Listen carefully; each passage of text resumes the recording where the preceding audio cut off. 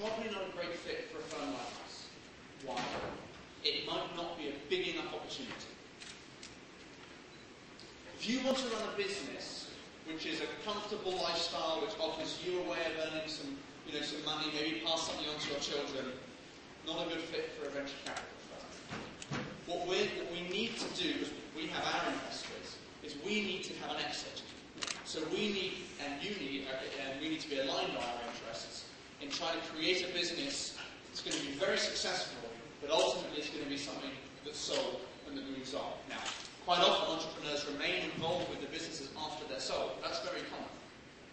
Or after they become public. That's also very common. But it's not about a business which you're running because it's comfortable, because it's easy, because it pays your salary. This is about a life-changing, world-changing mission. And this is a crucial one. I keep using the word big because we love big. Big businesses, big markets, big exits. If the market you're after is a small market, even if it's a great product in that market, it's unlikely to be a good fit for venture capital, even if it's a great business. These aren't quite the final version of the slides.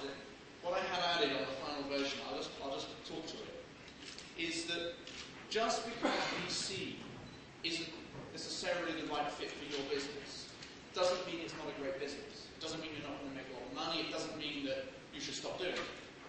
I just want to be very clear that this isn't the right route for everyone, and you should think hard and carefully before you take this route. One of the reasons is because if you do take this route, it takes time. Your time is the one asset that you have to prioritize most carefully. If you succeed at raising venture capital and you're not really interested in what that means, you're going to find yourself spending a lot of time managing investors who have different expectations and aren't aligned. In a way, that's a poison chalice. You're better off going down the organic route, raising a smaller amount of money, raising money from angels rather than institutional investors. What do we like? What we like is a product or concept that's unique. We like a team that has an outstanding ability to execute on their vision. And we like huge markets. So a bit more detail. What I mean by unique is that it should be something which is globally new. If possible, it's never been done before, or it's never been done right before. There's real pain, and it's defensible. Not just that you have a patent, but that if you build it and you're successful, you'll have a real reason and a real mechanism for preventing someone else from copying you quickly. Execution. The best team is a team that's done it 3 times before. On paper. Actually, some of the best teams we've invested in have never done it before. But what's really impressive about them when we met them for the first time is their passion, their commitment, their credentials, the fact that if you look at what they've achieved in their lives so far, in any context, they've been outstandingly successful. And they've done things on their own terms, but be good at them. And the market. What we mean by that is they've got to be great margins, it's got to scale quickly, it's got to be globally ambitious, not just within one country or even within one region, and with the potential to generate really substantial revenues. I promised some top tips. So here are my top tips. The first one you've heard me say several times already. The second one, plug yourself in. Impress. Be smart and prioritize. Romania is a large country in the context of Europe, but it's certainly not the largest country. Even if it were the largest country, we historically haven't made a single investment in a business focused on a single country. And there are great reasons for that. Even with a large population like in the UK or in Germany, that still isn't really big enough to create a single business in a single category which can be world-changing. You think about the examples on the right, and here are some which are particularly Europe-focused, and here are some which are more broadly global. All of these businesses scale and are applicable from the start to multiple geographies. The best examples, Google's, Skype's, eBay's, are applicable globally almost from day one. And that's part of their attraction to business, and it's part of the reason why why they're so exciting and so important. Plug yourself in. We get a lot of emails, we read them, and we try to respond. But it's a long shot for you. If you're really ambitious and you're really keen, you want to raise capital, you should try and raise your profile and try to establish yourself on some basis before you get in touch if possible. What that means is use the events. Conferences are a great way to do that. Join the conversations, read blogs, start your own blog, begin to generate your own buzz and your own momentum.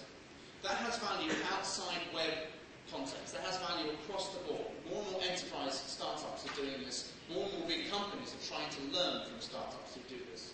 Why? Because it's a way of you setting the agenda and you creating momentum around your idea and your vision. Now, you have to be careful. You don't want to give away proprietary information, of course. But this is a fantastic way not only of getting investors engaged, but also of engaging potential employees, partners, making waves in the industry, and making sure that you're perceived as the thought leader, and making sure that you're perceived as intellectually at the front of what you're doing. And do all you can to generate relevant PR. Don't splash for the sake of splashing, and don't spend too much time on this before you have something to shout about. But it's a great way to build momentum and to build visibility. I want to talk about one particularly, which is SeedCamp. I don't know if anyone in the room has heard of SeedCamp. I hope a few have. I won't ask for a show of hands in case the answer is few have. But this is a competition that Index was one of a number of firms involved with early this year. SeedCamp is modelled on similar things in the US, which are competitions for small early stage teams to begin to build momentum and begin to build traction and get a network around the investment community and other experts in their fields.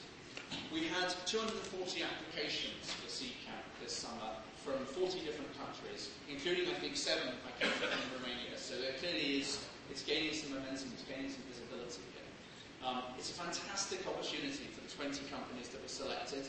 They're invited to London for a week, maybe a different city next year.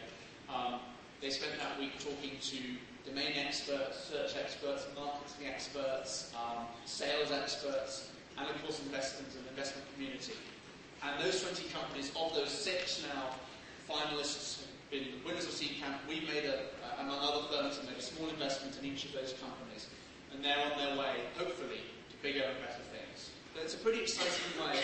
There are other forums, there are other processes, but this is just one I wanted to mention. It's a great way of trying to get yourself seen and heard across the global community.